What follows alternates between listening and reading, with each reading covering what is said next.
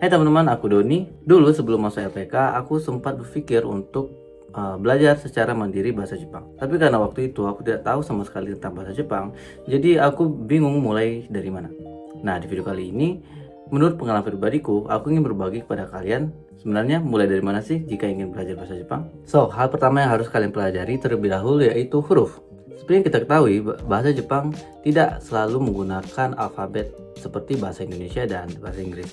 Mereka mempunyai 4 huruf yaitu hiragana, katakana, kanji, dan juga romaji atau alfabet. Untuk memula, menurutku kanji tidak harus dipelajari di awal-awal pelajaran. Yang paling penting, pertama kalian harus menguasai hiragana dan katakana, baik itu dalam menulis maupun membacanya.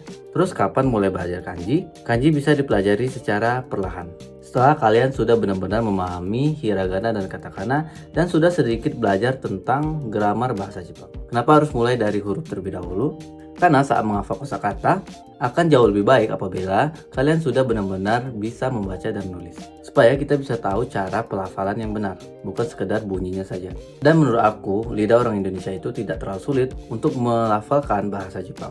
Bahkan banyak yang bilang orang Indonesia termasuk bagus dalam pelafalan bahasa Jepang. Setelah menguasai huruf, step selanjutnya adalah menghafalkan kosakata. Dimulai dari kata-kata dasar yang sering digunakan dalam kehidupan sehari-hari.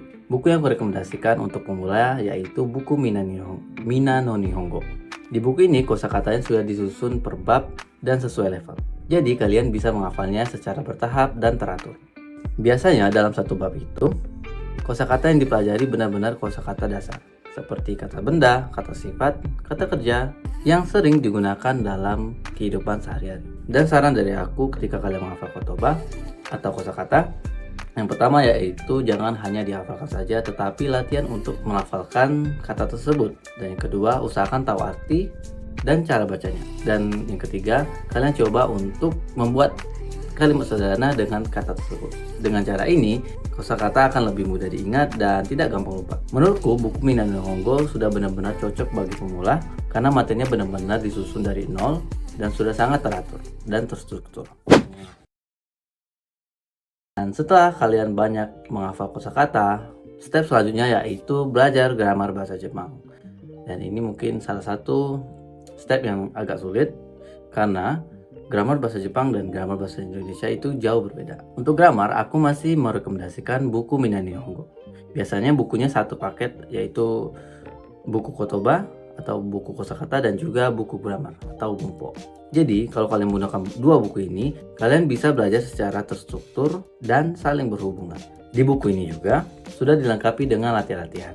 Jadi, kalian tidak hanya membaca teori, tapi juga langsung praktik dan membuat kalimat sederhana. Salah satu hal yang harus kalian pahami dari awal adalah bahwa gramar bahasa Jepang berbeda dengan gramar bahasa Indonesia.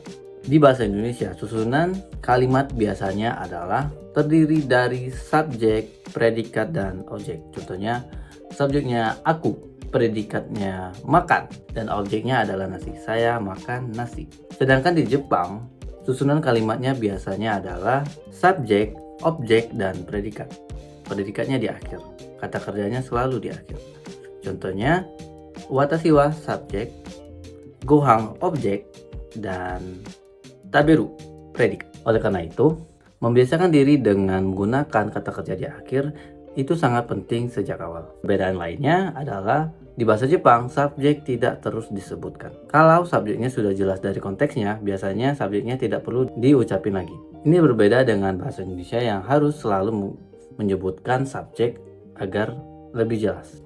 Karena perbedaan ini, gramar bahasa Jepang tidak bisa dipelajari dengan cara menerjemahkan kata per kata dari bahasa Indonesia. Menurutku, hal yang paling penting ketika mempelajari gramar bahasa Jepang yaitu 1. Pahami pola dasarnya. Yang kedua, sering lihat dan dengar contoh kalimatnya. Dan yang ketiga, sering-sering buat kalimat dengan gramar tersebut. Kalau sudah terbiasa membuat kalimat dalam bahasa Jepang, biasanya bahasa Jepang akan lebih mudah dan lebih terdengar natural. Dan part yang keempat ini yaitu listening atau mendengarkan. Saran dari aku, kalian sering-sering mendengarkan bahasa Jepang.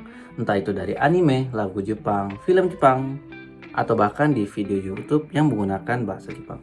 Aku sendiri, aku sudah menonton anime sejak aku kecil. Jadi telingaku tidak terlalu asing lagi dengan bahasa Jepang. Kalau kalian juga suka anime, justru ini adalah nilai plus apabila dimanfaatkan dengan cara yang benar. Dan hal yang terakhir harus kalian pelajari yaitu speaking atau latihan bicara. Apalagi kalau kita masih berada di Indonesia. Media untuk latihan bicara itu sangat terbatas. Memang betul sekarang udah banyak aplikasi untuk berbicara bahasa Jepang dengan orang Jepang langsung, tapi di awal itu akan sangat terasa sulit. Lupa kosakata, menggunakan grammar secara terbalik-balik, dan masih banyak masalah lainnya. Tapi tenang, kalian tidak harus khawatir karena menurutku kemampuan bicara itu akan terbiasa seiring berjalannya waktu. Apalagi kalau kalian benar-benar pergi ke Jepang, entah itu untuk belajar, entah itu untuk kuliah, kemampuan bahasa Jepang kalian akan meningkat secara sendirinya. Karena mau tidak mau, ketika sudah berada di sini, kalian harus menggunakan bahasa Jepang dalam kehidupan sehari-hari kalian. Oke, menurutku video kali ini cukup sampai di sini saja. Apa yang aku sampaikan di sini murni dari pengalaman pribadiku dalam belajar bahasa Jepang. Kalau ada kekurangannya, aku mohon maaf. Dan kalau kalian punya kritik dan saran, silahkan tulis di kolom komentar. Kalau kalian suka video ini, jangan lupa like dan subscribe. Semoga video ini bisa membantu dan bermanfaat bagi kalian semua. Sampai jumpa di video selanjutnya.